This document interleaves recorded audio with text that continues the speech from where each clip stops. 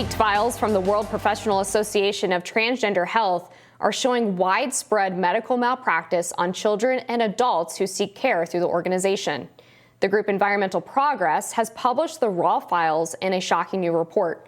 Environmental Progress founder Michael Shellenberger wrote, "The WPATH files show that what is called gender medicine is neither science nor medicine. The experiments are not randomized, double-blind, or controlled. It's not medicine, since the first rule is to do no harm, and that requires informed consent."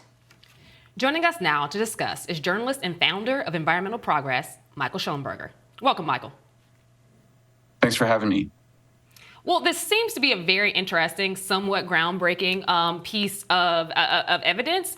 I think my first question to you would be around how do we juxtapose this with what the National Institutes of Health, the NIH, has to say about the vital importance of gender medicine, noting that it improves mental health care, it improves health and well-being, particularly of transgender young people, those who are non-binary, and others who are at higher risk for things like suicide and hate crimes. Yeah, sure. Well, that's a great question. I mean, and that's one of the questions that people are going to have to answer over the next coming years or decades. This is something that's been endorsed by most major medical organizations.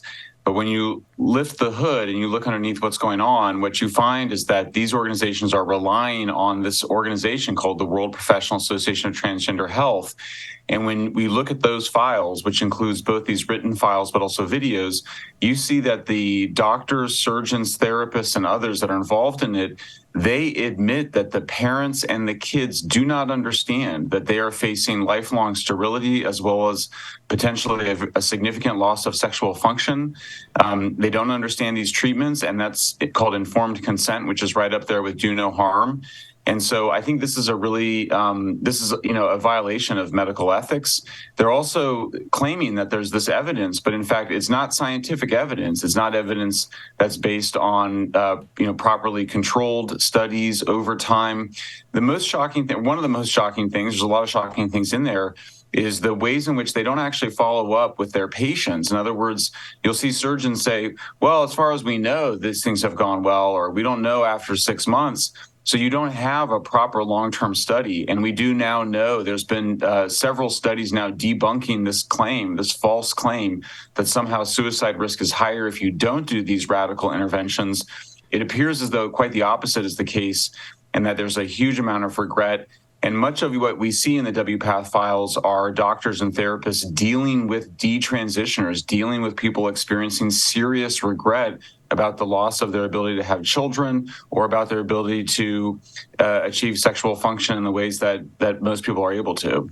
Yeah, I want to follow up on that point about whether or not these so-called treatment plans actually help mental health. We saw that the National Health Service in England just banned puberty blockers for minors experiencing gender dysphoria outside of clinical research settings. We also saw a study that male to female transitioners have much higher suicide rates after going through a bottom surgery, as it's called. So, why is the United States so much further behind Europe in terms of putting a pause on treatments, especially for children? And how is it that we got to this point where so much of what we believe is the data or science on the gender-affirming care model has turned out not to be true? Well, yeah, and I think you're pointing to something really interesting, which is that the conversation is in a completely different place in Europe. The progressive side of things, the liberal side of things, is raising really serious concerns about this. In Britain, the National Health Service basically banned puberty blockers in all of the government, in the NHS hospitals. The Times of London, which is the New York Times of Britain, came out for a full ban on puberty blockers on children. They called it quack medicine.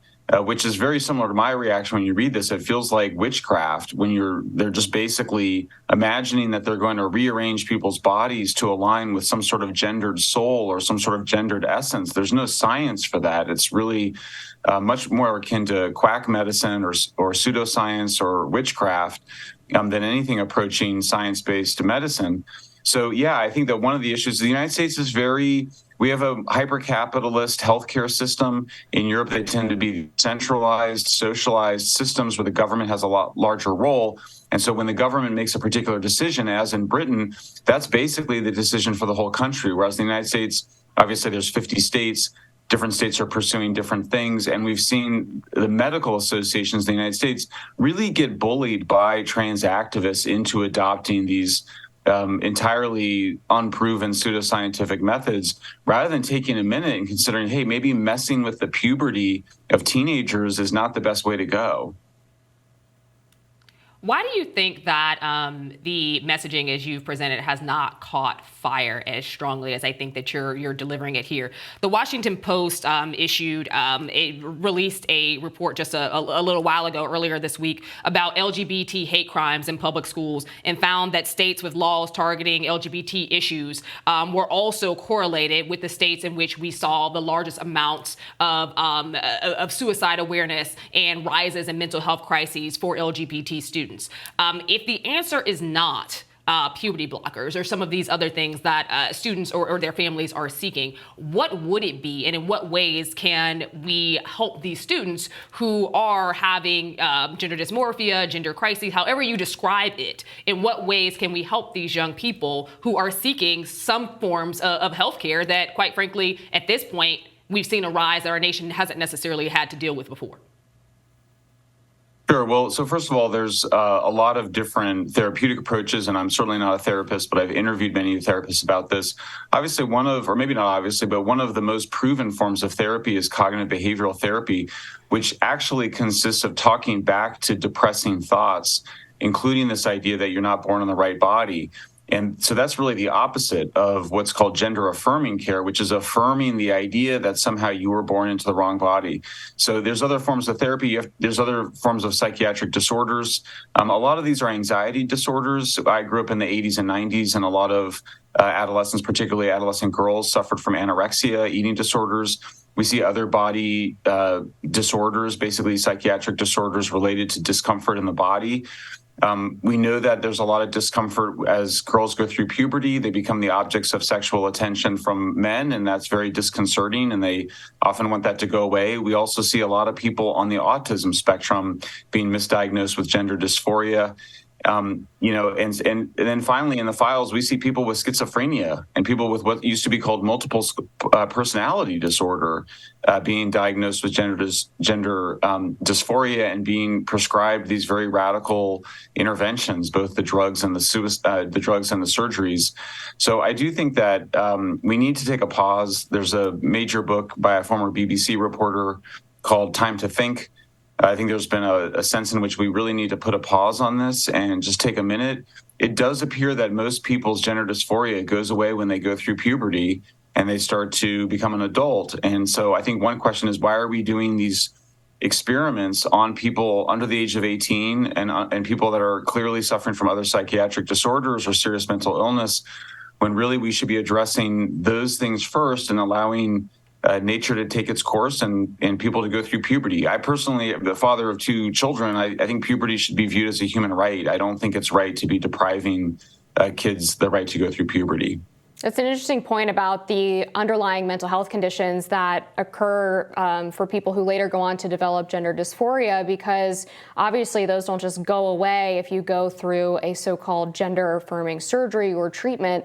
And I also wanted to ask you about one of the shocking things I saw in the WPATH files, which was sort of the almost cavalier attitude and even the surprise in some cases at these medical providers discovering that things like puberty blockers, hormones, and gender-affirming surgeries, as they call them, came with these really significant side effects. It seemed like they had never really considered that they might have actually been permanently altering the bodies of their subjects, even as publicly we are told that these things are entirely reversible.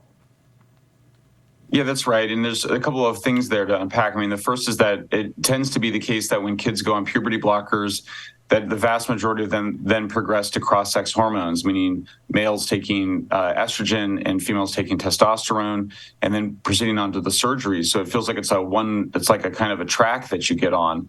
I think the other thing I would say about the video, people can see the video. We gave away the entire video, and you can see them sort of saying, yeah, well, what are we going to do? These 14-year-olds don't seem to understand the implications of these radical interventions on their ability to have kids in the future or their sexual function.